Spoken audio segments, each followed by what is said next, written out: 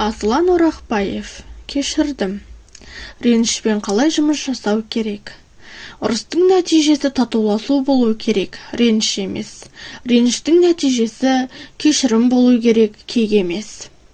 Кейде реніш бар болмысымызды жаулап алғаны соншалықты, әлемді басқа қырынан қабылдай алмай қалатын дәрежеге жетеміз. Айналасындағы адамдарды тек ренжитін және дені дұрыс адам деп екіге айырып қана қабылдайтын боламыз. Осындай адам бейне бір жан жарасын әлдейлеп, одан айырыла алмай қалғандай көрінеді.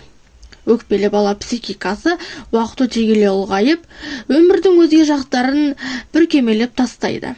Бала күнімізде бәріміздің өкпелеген кездеріміз болған анық. Реніш жоғарыда айтқандай ашу мен шарасыздықтың қосындысы. Оны ашық көрсетуге болмайды. Шарасыздық өзің үшін күресе алмау, жеке шекараңды қорғай алмау. Осылардың барлығы біздің өздігінен құрбандық шегіне әкеледі.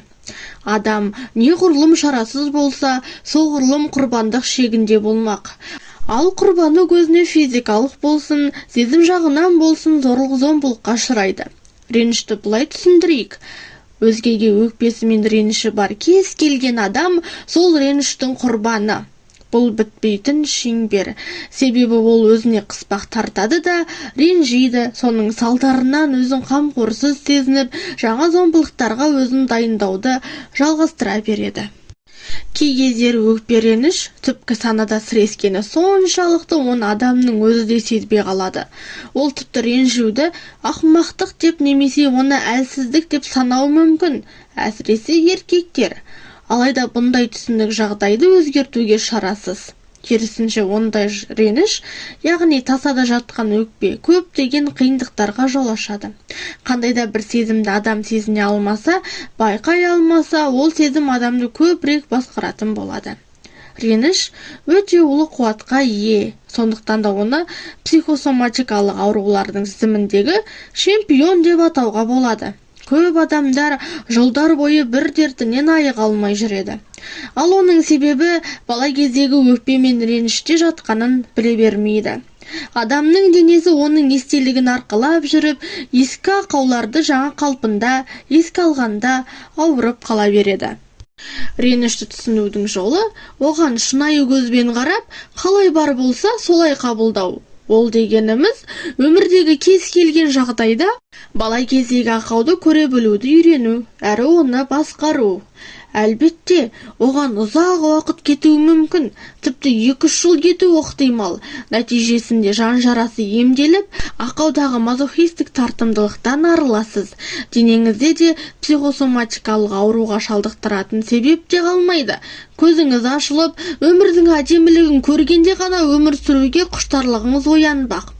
Бұл тақырып өкпе мен реніш өздігінен жоқ болып кетпейтінін түсінетін жандарға арналады.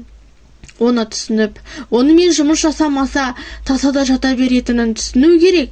Ендеше ренішпен қалай жұмыс жасау керек? Кез келген психологиялық мәселемен жұмыс 2 деңгейден тұрады. Біріншісі, мәселеге қатысты менталды материал жазып беру. Ал екіншісі сол материалдан жағымсыз сезімнің қуатын азайтуға бағытталған қандай да бір методика пайдалану. Осыдан соң, сезім қуаты азайған кезде менталды материалға онша әсерлене қоймайсыз. Нәтижесінде оның болашақта көрініс табуына тосқауыл боласыз. Сонымен қатар менталды материалмен жұмыс жасау өзіңнің психологиялық жағдайыңа саналы түрде қарай бастауыңа көмектеседі. Психологияда өкпе, ренішті кешіретін тиімді тәсілдер бар.